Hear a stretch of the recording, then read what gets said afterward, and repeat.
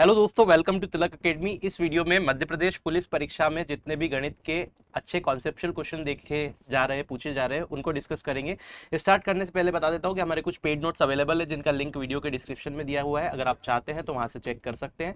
इसके अलावा ये जो क्लास है ये आज मैं यूट्यूब पर ले रहा हूँ। इसके अलावा ये जो क्लास है डेली अनअकैडमी पर फ्री रहती है, लाइव रात को 9 बजे से 10 बजे तक।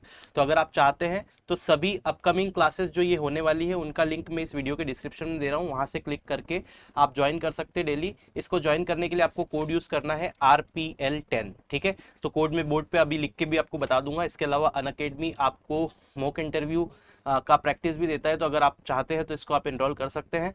इसके अलावा आप देख सकते हैं प्लस वर्सेस फ्री सब्सक्रिप्शन के यहाँ पे बेनिफिट बहुत सारे आपकी स्क्रीन पर, और हिंदी मीडियम वालों के लिए विशेष आइकॉनिक सब्सक्रिप्शन अवेलेबल है। अगर चाहे तो आप एनरोल कर सकते हैं। स्कॉलरशिप टेस्ट अवेलेबल है, current affair, CSAT practice test, ये सारी चीज़ें आप आपकी स्क्रीन पे देख सकते हैं। इसके अलावा MPG के ब्रह्मास्त्र वीकली आप इसको कर सकते हैं। 8 मंथ फाउंडेशन बैच अवेलेबल है जिसको आप एनरोल कर सकते हैं, और अपकमिंग बैचेस का डिटेल आपकी स्क्रीन पे दिया गया है, यहाँ से आप देख करके आपकी सुविधा अनुसार एनरोल कर सकते हैं। चलिए वीडियो को शुरू करते हैं और लेते हैं क्वेश्चंस को। तो चलिए देखते हैं। सबसे पहले जो MP पुलिस में लॉजिकल क्वेश्चन पूछे जा रहे हैं उनको हम एक एक करके डिस्कस करने वाले हैं, ठीक है, इस वीडियो में। तो छोटा ही वीडियो होगा लेकिन आपको कॉन्सेप्ट समझ में आएंगे क्वेश्चन को किस तरह से शॉर्टेस्ट मेथड से हम क्वेश्चन को बना सकते हैं, ठीक है। तो चलिए स्टार्ट करते हैं। देखिए सबसे पहला बोला है कि एक पासे को 2 बार फेंका गया, माफ कीजिए, एक पासा है उसको 2 बार फेंका गया है। पहली बार अभाज्य संख्या और दूसरी बार संयुक्त संख्या आने की प्रायिकता बताइए। देखिए एक अगर पासा है तो उसके आउटकम कितने हो सकते हैं? 6। 1 आ जाए, 2 आ जाए, 3 आ जाए, 4 आ जाए, 5 आ जाए या 6 आ जाए। अब पासे को चूंकि 2 बार फेंका है तो ये पहला थ्रो था और दूसरा थ्रो। दूसरे थ्रो में भी 1, 2, 3, 4, 5 और 6, इनमें से कुछ भी आ सकता है। बात समझ में आ रही है? अब मुझे क्या बोल रहा है, पहले थ्रो पे तो आ जाना चाहिए अभाज्य संख्या। इंग्लिश में भी देखते चलो। अभाज्य का मतलब होता है प्राइम नंबर। और दूसरा आपसे बोला है संयुक्त संख्या। संयुक्त संख्या का मतलब होता है कंपोजिट नंबर। अब देखिए कंपोजिट नंबर, संयुक्त संख्या क्या होती है और प्राइम नंबर क्या होता है। अभाज्य संख्या वे संख्या होती है जो खुद से डिवाइड होती है या 1 से डिवाइड होती है, ठीक है। सबसे छोटी अभाज्य संख्या जो होती है वो 2 होती है। तो अभाज्य संख्या कौन कौन सी हो गई? 2 हो गई, 3 हो गई और 5 हो गई। ये 3 अभाज्य संख्या होगी, कोई दिक्कत इसके अंदर नहीं है ना। और अगर कंपोजिट नंबर की बात करें तो बाकी जो नंबर है जो दूसरे से भी डिवाइड हो जाते हैं वो कंपोजिट नंबर होते हैं। तो कंपोजिट नंबर क्या क्या होते हैं? देखो एक तो आएगा नहीं, एक तो अभाज्य भी नहीं है, भाज्य भी नहीं है। अब कंपोजिट नंबर देखें तो 4 और 6 हो जाएगा। सबसे छोटा कंपोजिट नंबर 4 होता है क्योंकि 2 से भी डिवाइड हो जाता है। 6 देखेंगे तो 3 से भी डिवाइड हो जाएगा, 2 से भी डिवाइड हो जाएगा, तो कंपोजिट नंबर है। तो ये 2 कंपोजिट नंबर है। तो पहली बार में क्या आना चाहिए? अभाज्य संख्या। तो पहले थ्रो पे अभाज्य संख्या 2 और क्या है? 3 है और 5 है। देखिए टोटल अभाज्य संख्या कितनी आ गई? तो आप बोलोगे 3 अभाज्य संख्या मिली। और टोटल आउटकम कितने? 1, 2, 3, 4, 5, 6। तो टोटल आउटकम 6 है। मतलब कि प्रायिकता क्या होती है? इच्छित परिणामों की संख्या अपॉन कुल परिणामों की संख्या। कुल परिणाम आपके पास में 6 थे, उसमें से 3 अभाज्य संख्या आ सकती है तो 3 ऊपर लिख दिया। तो ये प्रायिकता हो गई अभाज्य संख्या आने की पहले थ्रो पे। दूसरे थ्रो पे आपको चाहिए कंपोजिट नंबर। कंपोजिट नंबर का मतलब होता है ऐसी संख्या जो खुद के अलावा, एक के अलावा भी और किसी नंबर से डिवाइड हो जाता है, जैसे कि 4 और 6, ठीक है। तो यहाँ पे अगर और 4 और 6 देखेंगे तो यहाँ पे 4 और 6 आने की प्रोबेबिलिटी क्या है दूसरे थ्रो में? तो आप बोलोगे 2 चांस है कि 4 आ जाए या 6 आ जाए। तो 2 है और कितने में से टोटल आउटकम 6 है। तो आप जब दोनों का मल्टीप्लाई करते हैं तो टोटल प्रोबेबिलिटी मिल जाएगी, क्योंकि पहले थ्रो पे आपको 3 ये चाहिए अभाज्य संख्या और दूसरे वाले थ्रो पे कंपोजिट नंबर चाहिए। तो अल्टीमेटली मल्टीप्लाई करेंगे, कितना हो जाएगा? 3 दूना 6, 2 से 3 बार में कटा, 1/6 जो होगा इसका करेक्ट आंसर होगा। आई होप आप इसको समझ गए होंगे, ठीक है। तो यहाँ पे जो सही आंसर होगा वो होगा 1/6। चलिए नेक्स्ट क्वेश्चन की ओर बढ़ते हैं। देखिए नेक्स्ट क्वेश्चन आपसे बोला हुआ है कि इन सभी संख्याओं का आपको एवरेज निकालना है। सभी संख्याओं का औसत निकालने के लिए या तो आप डेविएशन यूज कर लीजिए, संख्याएं छोटी है तो हम डायरेक्ट भी कर सकते हैं। कैसे? 12 कितनी बार है? 1, 2, 3, 4 और 5 बार 12 है, तो 12 पंजे 60। 60 तो ये हो गया, सभी का योग कर रहे हैं, सम कर रहे हैं। और 13 कितनी बार आ रहा है? तो 13 2 बार आ रहा है, तो 26। और 11 आपके पास में 2 बार आ रहा है, तो 22। तो 13 2 बार 26 और 11 2 बार आ रहा है, तो 22। और आखिरी में कितना है? 2। सभी को ऐड कर लीजिए फटाफट। 6 और 2 8 और 2 10, यहाँ बचा 1। 6 और 2 8 और 1 9 और 2 11, यानी कि 110 हो गया। टोटल सम कितना हो गया? 110। और जो एवरेज होता है वो सम अपॉन टोटल नंबर होता है। तो सम अगर देखेंगे तो 110 है, और टोटल नंबर देखेंगे कितना है, तो 5 बार तो 12 था, 2 बार ये 5 और 2 7 और 2 9 और 1 10, टोटल नंबर 10 थे। तो आप 10 से डिवाइड कर देंगे। देखिए कुल संख्या देखिए 12 5 बार है, 13 2 बार है, 11 2 बार है, 2 1 बार है, ऐसे करके कुल संख्याएं काउंट करोगे तो 10 आएगा। तो सभी संख्याओं का योग 110 हो गया और कुल संख्याएं 10 हो गई, और जब इसको डिवाइड करेंगे तो आपके पास में एवरेज आ जाएगा जो कि 11 होगा, और यही इसका करेक्ट आंसर होगा। तो आई थिंक ये बड़ा आसान क्वेश्चन था, ये कल के पेपर में पूछा गया था। ठीक है, मध्य प्रदेश पुलिस के। आगे बढ़ते हैं, नेक्स्ट क्वेश्चन को देखते हैं। अब देखिए अगर इस क्वेश्चन को हम देखें नेक्स्ट को, तो ये थोड़ा सा लॉजिकल जरूर है। देखें जरा ध्यान से क्या बोल के रखा हुआ है। बोल के रखा है सभी अंक 2 3 8 7 5 का एक बार प्रयोग करना है और 125 से विभाज्य होने वाली कितनी संख्याएं लिखी जा सकती है। तो पहले अपन देखते हैं 2 3 8 7 और 5। इन अंकों का कितनी बार यूज करना है, एक ही बार इन अंकों का प्रयोग करना है, और फिर आपको बताना है कि 125 से डिवाइड होने वाली कितनी संख्याएं इन अंकों के प्रयोग से लिखी जा सकती है। पहली बात तो ये देखिए कि 125 से डिवाइड होने की शर्त क्या है। 125 से अगर कोई संख्या डिवाइड होती है तो उसकी शर्त ये है कि संख्या के आखिरी के जो 3 डिजिट है वो 125 से डिवाइड होना चाहिए। ठीक है, अब आप डिजिट देख लीजिए 2 3 8 7 और 5। अब इनमें से अगर देखेंगे ना तो 125 से क्या क्या डिवाइड हो जाएगा, तो एक तो आखिरी में 5 होना फिक्स है कि जब तक संख्या में आखिरी में 5 नहीं होगा वो 5 से डिवाइड नहीं होगी, तो 125 से तो होना दूर की बात है।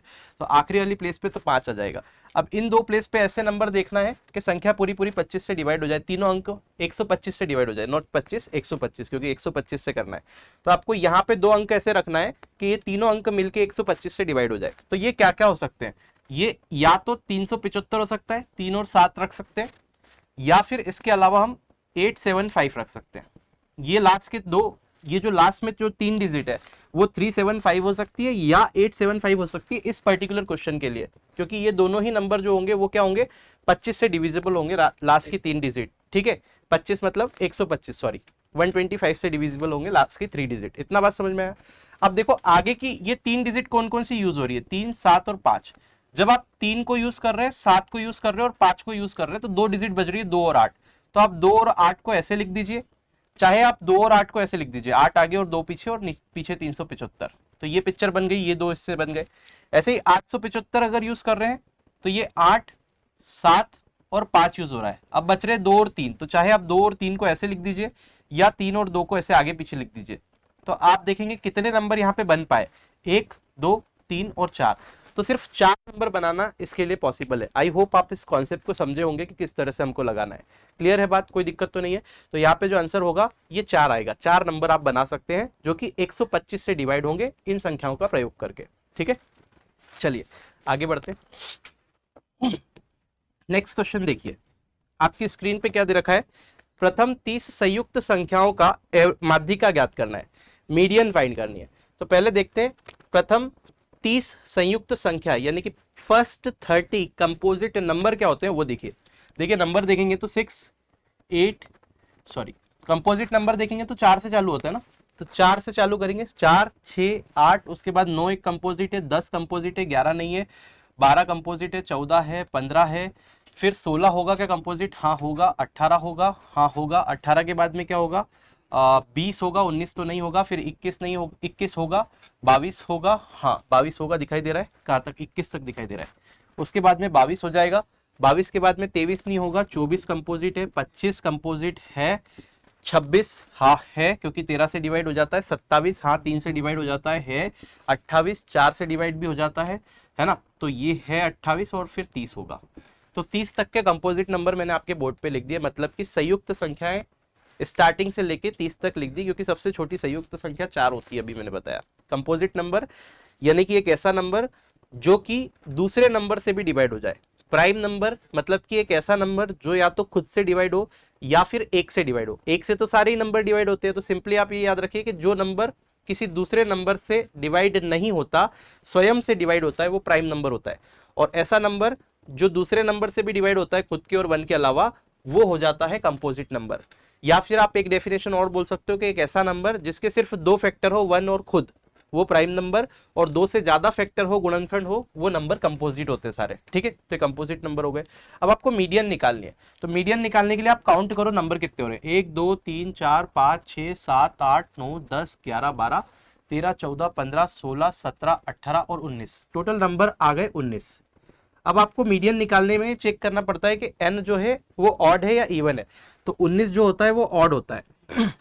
जब भी नंबर ऑड होता है ना, तो हम क्या करते हैं, जो मीडियन होती है, मीडियन वो होती है n+1 बाय सेकेंड टर्म। और ये जब लगता है जब हम इस सीक्वेंस को, मतलब जो भी आपने नंबर्स लिख रखे उसको असेंडिंग ऑर्डर में लिखा हो, मतलब इन नंबर्स को बढ़ते क्रम में आपको लिखना है, और फिर आपका n+1 बाय सेकेंड टर्म जो हो जाएगा वो आपका मीडियन हो जाएगा n ऑड के केस में, ठीक है। तो मेरे दोस्त ये ऑलरेडी बढ़ते क्रम में लिखा हुआ है, तो कुछ नहीं करना, n यानी 19, 19 और 1 देंगे तो 20, 20/2 यानी कि कितना हो जाएगा 10। तो 10th टर्म जो होगा वो आपका मीडियन होगा इस केस में। तो ऑड के लिए ये फॉर्मूला होता है, इवन के लिए अलग होता है, ठीक है। तो यहाँ पे अगर देखेंगे तो ये 10th टर्म होगा, यानी कि 1 2 3 4 5 6 7 8 9 10, आपका मीडियन कितना हो जाएगा 18। तो आपका आंसर जो आएगा वो 18 आएगा। आई होप इस बात को आप 101% समझ गए होंगे। भाई समझ में आ रहा है? अगर वीडियो अच्छा लगा है तो लाइक जरूर कर देना और अपने दोस्तों में भी इसे शेयर करें। चलिए आगे बढ़ते। नेक्स्ट क्वेश्चन देखिए, नेक्स्ट क्वेश्चन क्या बोल रहा है, 50 बच्चों का औसत भार जो है 45 है। देखिए 50 बच्चे हैं और इनका एवरेज जो वजन है वो कितना है, 45 किलोग्राम है, ये दे दिया। इसके बाद में आपसे ये बोल के रखा हुआ है कि उसमें से एक बच्चा चले जाता है जिससे कि औसत भार जो हो जाता है वो 100 ग्राम कम हो जाता है। इसमें से एक बच्चा निकल गया यानी कि 49 बचे, ठीक है। तो एवरेज भार जो हो गया वो 100 ग्राम क्या हो गया, 100 ग्राम कम हो गया। तो जो बच्चा गया है वो देखना है कितने का है। देखिए बच्चा अगर 45 किलो उसके साथ में लेके गया होता, 50 का औसत भार 45 है, मतलब हर एक के हिस्से में 45 किलो आ रहे हैं। अगर ये जो बच्चा गया है, एक बच्चा ये जो गया है, ये इसके 45 किलो लेकर चुपचाप निकल जाता तो औसत में कोई परिवर्तन नहीं होता, यानी कि बच्चा अगर 45 केजी का होता तो औसत में कोई परिवर्तन नहीं होता जो गया है।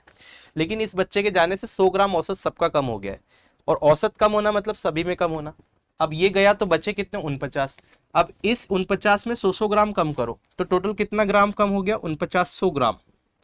और 4900 ग्राम कम होने का मतलब क्या होता है, 4.9 केजी कम होना। कितना होता है, 4.9 केजी। और 4.9 केजी कम हुआ है तो ये बाहर गया का, ये बच्चा अपने साथ में ले गया, यानी कि 4.9 इसमें ऐड कर दो, कितना हो जाएगा 49.9 किलो। तो ये जो बच्चा आपका गया है वो 49.9 किलो का होगा। ये इसका शॉर्टेस्ट फंडा है सॉल्व करने का इस तरह के क्वेश्चन को। गया है तो माइनस प्लस कर देंगे, अगर आ रहा है और फिर कम हो रहा है तो फिर नेगेटिव करेंगे, ठीक है। क्लियर हो गई बात? तो ये इस तरह से बनाया जाता है। जब आप कॉन्सेप्ट को समझेंगे बड़े आसान आपको क्वेश्चन लगने वाले हैं। चलिए आगे बढ़ते हैं। नेक्स्ट क्वेश्चन देखिए। दो बंदियां थी, ये अभी रिसेंट क्वेश्चन है जो कल के पेपर में आए हुए हैं, ठीक है। और मैं बता रहा हूँ कि ये जो क्लास है ये अनअकैडमी पे डेली लाइव होती है 9 से 10, लेकिन अभी आज की क्लास में यूट्यूब पे ले रहा हूँ। तो आप लोग जो भी देख रहे हैं ये कल से मुझे रात को 9 बजे सभी लोग अनअकैडमी पे ज्वाइन करें, और उसके लिए कोड आपको लिखना है RPL10, जिससे कि आपको डेली एनालिसिस मिलेगा। ये जो एनालिसिस है आने वाली पटवारी परीक्षा, आने वाली वन रक्षक की परीक्षा है, इन सब में भी आपकी बहुत हेल्प करेगा, क्योंकि अल्टीमेटली उसी लेवल की ये सारी एग्जाम होगी, उसी तरह के क्वेश्चन आपसे पूछे जाएंगे और वही पेपर का मोटा मोटा पैटर्न रहेगा। तो आपको बहुत ज़्यादा हेल्प मिलेगी, क्योंकि हम जो तरीके आपको बताएंगे वो बिल्कुल ही शॉर्टकट्स होंगे क्वेश्चन को करने के। चलिए स्टार्ट करते हैं। ये वाला क्वेश्चन देखेंगे, मुन्नी और गुड़िया एक काम को 13 मिनट, मतलब एक मुन्नी है वो एक गुड़िया को 13 मिनट में रंग सकती है, जबकि सरला गुड़िया को 19 मिनट में रंग सकती है। तो मुन्नी एक गुड़िया को 13 मिनट में रंग सकती है और सरला जो है गुड़िया को 19 मिनट में रंग सकती है, ठीक है। इतना दे के रखा है। फिर उसके बाद में बोला यदि दोनों गुड़िया को 5 मिनट तक रंगती है और इसके बाद में सरला चले जाती है, तो 5 मिनट तक दोनों गुड़िया को एक साथ रंगती है और फिर सरला जो है छोड़ के चले जाती है। तो आपको ये बताना है कि बचा हुआ जो पेंट है, जितनी बची है गुड़िया पेंट करने की, वो मुन्नी कितनी देर में कर देगी। तो चलिए देखते हैं। जब भी हम दोनों का एलसीएम ले लेते हैं तो हमारे पास में क्या आ जाता है, टोटल काम आ जाता है। तो मान लीजिए कि एक गुड़िया रंगने का काम है, वो टोटल काम कितना है 13 × 19, क्योंकि दोनों का एलसीएम 13 × 19 होगा, ठीक है। तो आप देखेंगे मुन्नी 13 से अगर डिवाइड करेंगे तो 19 यूनिट काम करती है, भले ही काम कुछ भी रंगने का हो कुछ भी करने का हो। तो 19 यूनिट काम कौन करती है, मुन्नी। और अगर सरला की बात करेंगे तो ये कितना काम करती है, 13 यूनिट। अब दोनों मिलके कितने देर तक काम कर रही है, 5 मिनट तक रंग रही है गुड़िया को। तो आप देखेंगे दोनों मिलके काम कितना करेगी, तो 13 और 19 जोड़ेंगे तो कितना हो जाएगा, ये 32 हो जाएगा, है ना, 32 यूनिट।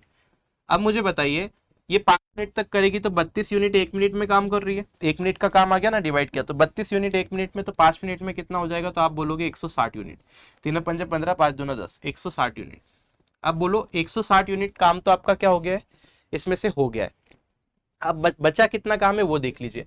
तो 13 इंटू 19 करो तो 19 तिया 57 आ जाएगा, 5 बचा, 19 एकम 19, 19 और 5 अगर देखेंगे तो कितना हो जाएगा, 24, यानी 247 यूनिट काम था टोटल। इसमें से 160 यूनिट का काम हो गया है, तो बचा कितना, यहाँ 7 बचा, 14 में से 6 गया तो 8 बचा, और यहाँ पे 87 यूनिट काम बचा। और मेरे दोस्त 87 यूनिट जो काम है वो किसको करना है, सरला छोड़ के गई है, करना किसको है, मुन्नी को।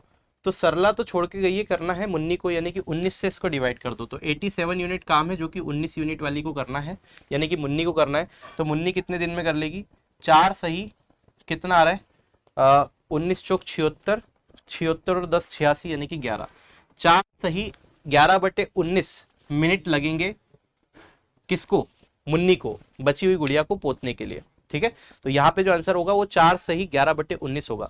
आई होप समझ में आ गया होगा। चलिए आगे बढ़ते हैं, नेक्स्ट क्वेश्चन की तरफ चलते हैं। देखिए अगला प्रश्न क्या बोल के रखा हुआ है, जरा देखिए। बोला है एक समबाहु त्रिभुज की ऊंचाई जो है 20√3 है सेंटीमीटर है, तो इसका क्षेत्रफल ज्ञात कीजिए। देखिए समबाहु त्रिभुज क्या होता है, जिसकी तीनों भुजाएं ए होती है। अब इसमें एक फॉर्मूला, 2 फॉर्मूले ध्यान रखिएगा, हमेशा ध्यान रखिएगा। पहला तो इसकी ऊंचाई का फॉर्मूला,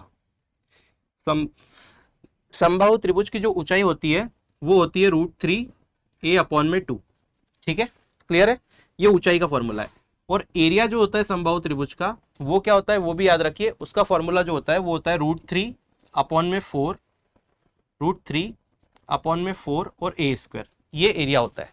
ठीक है दोस्त, तो पहले आप देखेंगे ऊंचाई कितनी है, तो ऊंचाई जो है 20√3 है, दैट मीन्स 20√3 बराबर में √3a/2 आ गया, √3 से √3 गया, इसका इधर मल्टीप्लाई किया, a की वैल्यू कितनी आ गई, 40। बात समझ में आ रही होगी। तो a यानी कि समबाहु त्रिभुज की भुजा आ गई 40। अगर भुजा 40 हो गई तो आप यहाँ पे 40 रख देंगे, तो एरिया कितना हो जाएगा, देखो एरिया हो जाएगा √3 मल्टीप्लाइड बाय 40 का स्क्वायर, यानी कि 40 मल्टीप्लाइड बाय 40, दिखाई दे रहा है। ठीक है, और नीचे कितना आ जाएगा, 4 से इसको काट देंगे 10 बार में, और ये हो जाएगा 400√3 सेंटीमीटर स्क्वायर। तो आपका एरिया जो हो जाएगा वो हो जाएगा कितना, 400√3 सेंटीमीटर स्क्वायर, यानी कि 400√3 सेंटीमीटर स्क्वायर। आई होप ये भी क्वेश्चन आपको 101% समझ में आ गया होगा। चलिए आगे बढ़ते हैं, नेक्स्ट क्वेश्चन देखते हैं। देखिए अगला क्वेश्चन और अच्छा पूछा गया था। क्या पूछा गया था कि आपके पास में 2 संख्याएं हैं और उनका गुणनफल 6854 है। तो 6854 जो है 2 संख्याओं का मल्टीप्लीकेशन है ना, 6845 है, ठीक है। 6845 जो है 2 संख्याओं का गुणनफल है, मल्टीप्लीकेशन है, और इनका महत्तम समापवर्तक 37 है, यानी कि HCF जो है दोनों नंबर का वो 37 है। तो आपको दोनों नंबर बताना है, आप दोनों भी पूछ सकते हैं, और आपसे इसमें क्या पूछा है, बड़ा नंबर बताना है, बिग नंबर आपको बताना है कि बड़ा नंबर क्या होगा। अब जरा ध्यान से देखिए मैं क्या आपको बोल रहा हूं, ये जो वैल्यू है ये क्या है, 2 संख्याओं का गुणनफल। तो एक कॉन्सेप्ट आपको ध्यान रखना है कि 2 संख्याओं का जो गुणनफल होता है वो होता है पहला number, first number multiplied by second number. ये 2 संख्याएं अलग अलग, दोनों का गुणनफल जो होता है वो उनके LCM और SCF के मल्टीप्लीकेशन के बराबर होता है, ये बात ध्यान रखिएगा। अब मुझे बताइए कि अगर ये पहली संख्या, ये दोनों संख्याओं को मैं देखूं तो आप ये ऐसा दे सकते हैं कि SCF क्या होता है, SCF मतलब होता है एक हाईएस्ट कॉमन फैक्टर जो कॉमन हो, और LCM का मतलब क्या हो सकता है, कोई एक अलग अलग नंबर हो सकता है। तो मैं क्या करूंगा, 2 संख्याएं जो हो जाएगी ना, जब भी संख्या का SCF दे रखते हैं तो पहली संख्या आप मान लीजिए कि पहला जो नंबर है आपके पास में वो आपके पास में SCF मल्टीप्लाइड बाय A है, ठीक है, और दूसरा जो नंबर है आपके पास में वो SCF मल्टीप्लाइड बाय B है, क्योंकि यहाँ A और B कोई 2 अलग अलग संख्याओं का गुणा हो सकता है, क्योंकि संख्याएं अलग अलग है। कॉमन तो हाईएस्ट कॉमन 37 ही रहेगा दोनों में। अब इन दोनों संख्याओं का गुणनफल देखें तो 2 संख्याओं का गुणनफल ये किसके बराबर होगा, LCM इंटू SCF के, मतलब ये दोनों संख्याओं का गुणनफल हो गया है। मतलब ये आपने देख लिया कि LCM और SCF हो गया, तो SCF तो 37 था, है ना, और LCM कितना था आपके पास में एक काम करिए, यहाँ पे देखिए, थोड़ा सा ध्यान दीजिए, इसको ऐसे करके नहीं लगा रहा हूँ मैं, फॉर्मूले को थोड़ा सा अलग तरह से लगा रहा हूँ, ध्यान से देखिएगा। ये 37 है ना, बहुत ध्यान से देखिएगा, 37 SCF है, तो पहली संख्या कितनी हो जाएगी 37A, और दूसरी संख्या कितनी हो जाएगी 37B, और इन दोनों संख्याओं का गुणनफल जो है वो कितना दे रखा है 6845। तो आप समझ पाए, ये पहली संख्या बनी, ये दूसरी संख्या बनी। ए और बी इसलिए लिया क्योंकि ए और बी कोई दो अलग अलग नंबर हो सकते हैं, जब भी तो दो अलग संख्या बनेगी, और SCF 37 है, मतलब दोनों में 37 से गुणा तो है ही सही, ठीक है। तो ये दो हो गया। अब मैं क्या कर रहा हूँ, ए और बी का मल्टीप्लीकेशन अगर निकालेंगे तो 37 × 37, ये दो नीचे चले जाएगा, यानी कि 6845 डिवाइडेड बाय 37 मल्टीप्लाइड बाय 37। बात समझ में आई। 37 से अगर इसको कट करेंगे हम लोग तो 185 बार कट हो जाएगा, फिर से 37 से अगर कट करेंगे तो ये 5 बार में कट हो जाएगा। तो अल्टीमेटली ये 5 बार में कट हो गया, मतलब दो ए और बी का गुणनफल जो हो सकता है वो 5 हो सकता है। तो आप मुझे बताइए दो संख्याएं ऐसी क्या हो सकती है जिनका गुणनफल 5 हो। तो बच्चा भी बता देगा कि भैया एक की जगह 1 पुट कर दो और बी की जगह 5। इसमें आपको थोड़ा सा कंसिडरेशन लगाना पड़ेगा। तो ए अगर 1 और बी अगर 5 रखूं तो आप देखेंगे पहली संख्या कितनी हो जाएगी, तो आप बोलोगे 37, और दूसरी संख्या कितनी हो जाएगी 37 × बी, यानी कि आप बोलोगे 37 × 5 यानी कि 185, और बड़ा नंबर आपसे पूछा था तो सही उत्तर क्या हो जाएगा 185 हो जाएगा। आई होप आप इस कॉन्सेप्ट को समझे होंगे, ठीक है। तो इस तरह से हम इस तरह के क्वेश्चन को डील करेंगे। वैसे ऑप्शन से भी इसको किया जा सकता था, ठीक है। हालांकि ये ऑप्शन जो है ये मैंने मन से लिखे हुए हैं, as it is option exam में नहीं आए थे, बट हाँ क्वेश्चन सेम थे इस तरह से, लेकिन ऑप्शन मैंने आपको बनाकर दिए हैं सॉल्व करने के लिए, ठीक है। चलिए स्टार्ट करते हैं, नेक्स्ट वाला क्वेश्चन देखते हैं। नेक्स्ट क्वेश्चन देखिए क्या बोल के रखा हुआ है। नेक्स्ट क्वेश्चन आपसे बोल के रखा हुआ है कि एक व्यक्ति किसी वस्तु को 9% की हानि पे बेचता है। यदि वस्तु को वो 336 रुपए अधिक में बेचता तो 6% का लाभ होता। देखिए 9% की क्या करता है, हानि पे बेचता है। अगर वो इससे कितना ज्यादा में बेचता, 336 रुपए ज्यादा में बेचता, तो उसको क्या होता भैया 6% का लाभ होता। 6% का लाभ होता है। देखिए जब भी हानि होती है तो हम 100 में से घटाते हैं, लाभ होता है तो 100 में जोड़ते हैं। हानि हो रही है 100 में से घटाएंगे, 100 में से 9 घटाएंगे तो कितना बचेगा 91। तो 91% में बेच रहा है बंदा, और लाभ हो रहा है मतलब 106% में बेच रहा है बंदा, ठीक है। मतलब कि 91% से 106 कितना ज्यादा है ये बताइए। तो यहाँ पे 9 और 6 15 ज्यादा है, मतलब 15% ज्यादा है, और 15% ज्यादा होने के कारण 336 रुपए ज्यादा मिल रहे हैं, मतलब 15% की वैल्यू 336 रुपए है, ठीक है। तो जो 100% रहता है वही वस्तु का क्रय मूल्य रहता है, 100% की वैल्यू। तो आप क्या देखेंगे 100% कैसे निकालेंगे, 1% की वैल्यू अगर निकालना चाहेंगे तो 15 नीचे चले जाएगा, यानी कि हो जाएगा 336 डिवाइडेड बाय 15। और 100% की जब आप वैल्यू निकालेंगे तो आप 100 से गुणा यहाँ कर दीजिए, 100% हो जाएगा, और इधर भी 100 से गुणा कर दीजिए, यानी कि 336 अपॉन में 15 मल्टीप्लाइड बाय 100, ये 100% की वैल्यू हो गई। 5 से काटिए, 5 दिया 15, 5 से कटेगा 2 बार में, यानी कि 20। फिर 3 से काटेंगे तो 3 एकम 3, 3 एकम 3, 3 दूना 6, यानी कि 112 का डबल कितना होता है 224 और 0, तो 224 और 0, यानी कि उत्तर जो हो जाएगा इसका वो कितना हो जाएगा 2240 रुपए। आई बात समझ में, ठीक है। देखिए जरा और है क्या क्वेश्चन, एक क्वेश्चन और देखते हैं, इसके बाद में क्या बोल के रखा है जरा ध्यान से देखिएगा। नेक्स्ट क्वेश्चन आपसे पूछा गया था कि यदि 5 संख्याओं का औसत जो है, 5 संख्याओं का औसत 50 है, 2 संख्याओं का औसत 70 है, और अन्य 2 संख्याओं का औसत जो है 35 है, तो तीसरी संख्या ज्ञात करनी है। 5 का एवरेज जो है 50 है, ठीक है। स्टार्टिंग की 2 संख्या जो है उनका एवरेज कितना है 70 है, और लास्ट की 2 जो नंबर है उनका एवरेज कितना है 35 है। जब भी इस तरह का क्वेश्चन आ जाता है तो ये कंडीशन में देखिए कितना बन रहा है।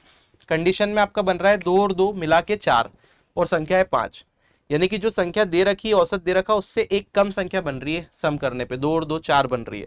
तो जब भी एक संख्या कम बने तो जो भी एक्स्ट्रा है उसका साइन चेंज करके यहाँ पे ऐड या सब्ट्रैक्ट कर दिया जाता है। जो भी एक्स्ट्रा आए उसका साइन चेंज करके यहाँ पे ऐड कर दो, ऐसा कर लो, ठीक है। एक्स्ट्रा क्या आएगा मैं समझाता हूँ।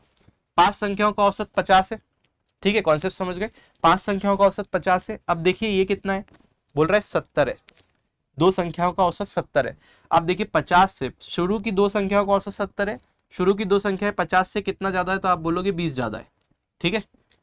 50 से 70 कितना ज्यादा है? 20 ज्यादा है। तो दो एक संख्या पे 20 ज्यादा हो रहा है, औसत का मतलब क्या होता है? सब पे 20-20 ज्यादा होना। एक संख्या पे 20 ज्यादा हो रहा है तो दो पे कितना हो जाएगा? 40 ज्यादा। तो 20 मल्टीप्लाइड बाय 2 यानी कि कितना आ जाएगा? 40। दिखाई दे रहा है यहाँ तक? ठीक है, तो 40 ज्यादा है यानी कि प्लस का 40 है। यहाँ देखो 20 मल्टीप्लाइड बाय 2 यानी कि प्लस का 40 आ रहा है।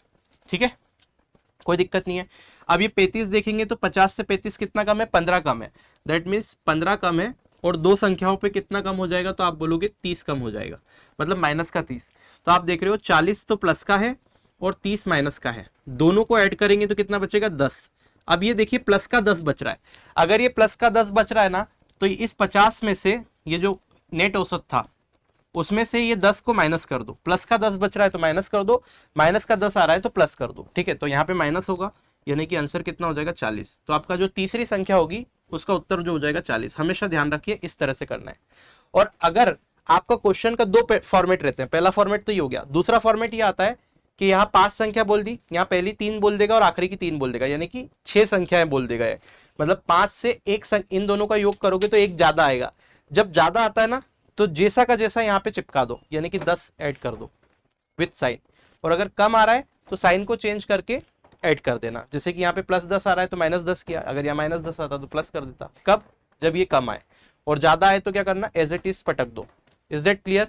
तो यहाँ पर हमारा जो ये पर्टिकुलर पोर्शन है, ये जो वीडियो है, ये होता है फिनिश। ठीक है, तो आपका जो इसका आंसर आएगा वो कितना आएगा? 40 आएगा, जो कि ऑप्शन नंबर बी होगा।